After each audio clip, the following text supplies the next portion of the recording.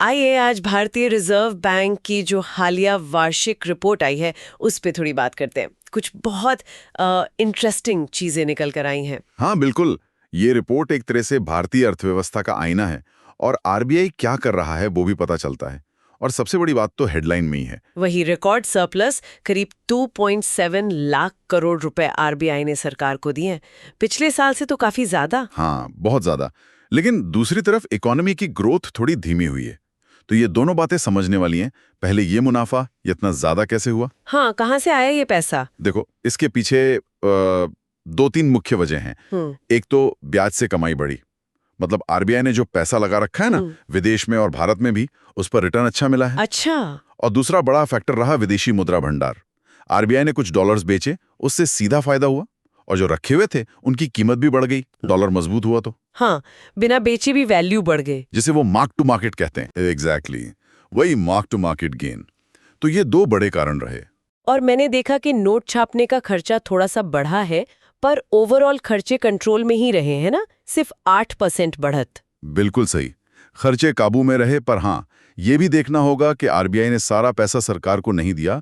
उन्होंने अपनी contingency fund, मतलब जो इमरजेंसी के लिए पैसा रखते हैं, हाँ, उसे भी काफी मजबूत किया है।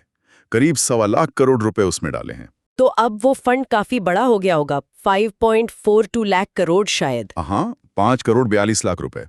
ये दिखाता है कि आरबीआई आगे किसी भी मुश्किल के लिए तैयारी बढ़ा रहा है। उनकी जो इकोनॉमिक कैपिटल है वो अब बैलेंस शीट का करीब 7.5% है। ये सेफ माना जाता है। और हाँ, एक और बात, आरबीआई की कुल संपत्ति भी बढ़ी है, करीब 8% बढ़कर 76 लाख करोड़ के पार, ज्यादातर फॉरेक्स एसेट्स और लिक्विडिटी ऑपरेशंस की वजह से। तो आरबीआई की अपनी सेहत तो मजबूत लग रही है, लेकिन असली अर्थव्यवस्था मतलब जमीन पर क्या हाल रहा? रिपोर्ट तो कहती है जीडीपी ग्रोथ धीमी हुई है, 6.5% पर आ गई।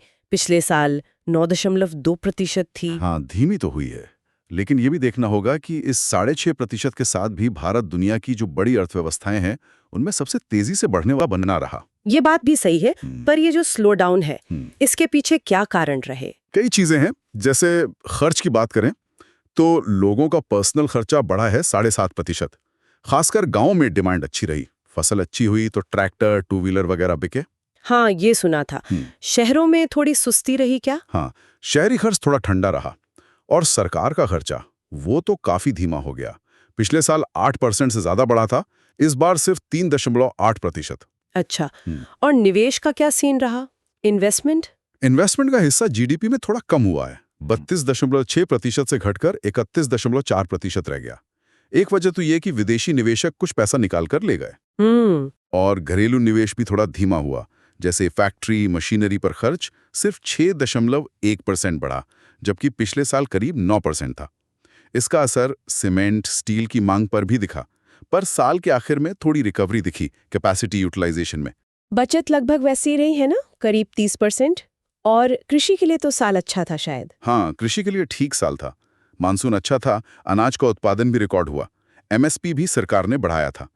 लेकिन इंडस्ट्री और सर्विसेज दोनों की रफ्तार पिछले साल से कम रही। इंडस्ट्री की ग्रोथ तो काफी कम हुई, 11% से गिरकर 4.3% पर आ गई, मैन्युफैक्चरिंग में खासकर। हाँ, और सर्विस सेक्टर भी धीमा हुआ, हालांकि बाद में उसमें कुछ तेजी आई। लेकिन एक पॉजिटिव चीज रोजगार के आंकड़ों में दिखी। लेबर फोर्स पार्टिसिपेशन रेट और वर्कर पॉपुलेशन रेशियो दोनों रिकॉर्ड हाई पर हैं। खासकर महिलाओं की भागीदारी बढ़ी है। बिल्कुल, ये एक अहम डेवलपमेंट है। शहरी बेरोजगारी घटी है, हालांकि ग्रामीण थोड़ी बढ़ी है। और महंगाई वो भी कम होकर 4.6% पर आ गई है, जो पिछले साल 5.4% थी। तो ये राहत की बात है। अच्छा, एक नजर जरा मनी सप्लाई पर भी। रिजर्व मनी की ग्रोथ धीमी हुई, पर लोगों के हाथ में जो नकदी है, सर्कुलेशन में करेंसी, वो तेजी से बढ़ी, 5.8%। हाँ, वो थोड़ी तेजी से बढ़ी है, 4.1% से 5.8%। ये इंटरेस्टिंग है।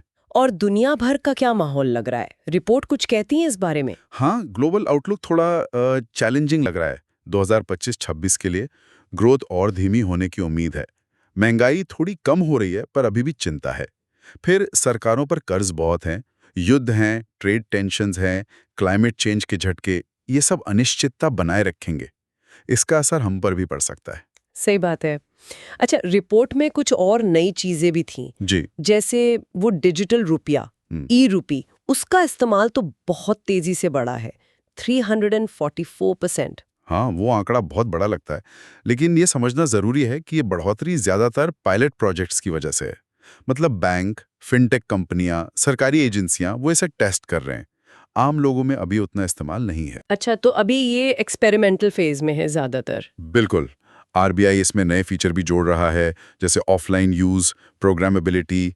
ओडिशा में एक सुभद्रा योजना है, उसमें इसका इस्तेमाल करके देख रहे हैं। और एक और चीज थी गोल्ड लोन, उसको लेकर आरबीआई ने कुछ चिंता जताई है। हाँ, गोल्ड लोन को लेकर आरबीआई ने कुछ गंभीर बातें नोट की हैं। उन्होंने पाया कि कई लेंडर, मतलब लोन देने वाली कंपनियां और बैंक, तीसरे पक्ष के एजेंट पर बहुत ज्यादा निर्भर हैं। अच्छा। सोने की वैल्यू लगाने में, उसकी शुद्धता जांचने में लापरवाही हो रही थी। कई बार तो कस्टमर होता भी नहीं था और वैल्यूएशन हो जाता था। बैकग्राउंड चेक अधूरे थे, नीलामी प्रोसेस ट्रांसपेरेंट नहीं था, और लोन टू वैल्यू रेशो, मतलब सोने की कीमत का कितना % लोन दे रहे हैं, उसकी भी ठीक से निगरानी नहीं हो रही थी। ओहो, ये तो गड़बड़ है। तो आरबीआई ने कुछ एक्शन लिया है? हाँ, उन्होंने सख्ती करने को कहा है। बेहतर अंडरराइटिंग हो, सोने को गिरवी रखने के नियम सख्त हों और एलटीवी रेशो 75% पर कैप करने का प्रस्ताव भी दिया है। लेकिन इसमें शायद वित्त मंत्रालय को कुछ चिंता है कि छोटे उधार लेने वालों को दिक्कत ना हो। हाँ, बिल्कुल। वित्त मंत्रालय को ये चिंता है कि ज्यादा सख्ती से खासकर गांव के छोटे कर्जदार, जिन्हें फटाफट पैसा चाहिए होता है, वो शायद फिर से गैर संस्थागत स्रोतों जैसे साहूकारों के पास ना चले जाएं। तो एक बैलेंस बनाना होगा। ये बात भी है। तो कुल मिलाकर अगर समेटें तो आरबीआई की अपनी माली हालत तो मजबूत है, लेकिन अर्थव्यवस्था थोड़ी धीमी है। नए प्रयोग जैसे डिजिटल करेंसी चल रहे हैं और लोन देने के तरीकों पर नकेल कसी जा रही है। बिल्कुल। और अंत में एक सवाल शायद सोचने के लिए छोड़ सकते हैं हम। ये जो मिली-जुली तस्वीर है, मजबूत आरबीआई, धीमी ग्रोथ, गाँव में ठीक-ठाक हाल पर शहरों में सुस्ती, ग्लोबल अनिश्चितता, इन सब के बीच आम आदमी और बिजनेस आने वाले साल में कैसे संतुलन बनाएं? मतलब सावधानी भी बरतें और जो अवसर दिख रहे हैं, जैसे महिला वर्कफोर्स का बढ़ना, उनका फायदा भी उठाएं। बिल्कुल, ये एक बड़ा सवाल है। इसी सवाल के साथ आज की ये चर्चा यहीं खत्म करते हैं।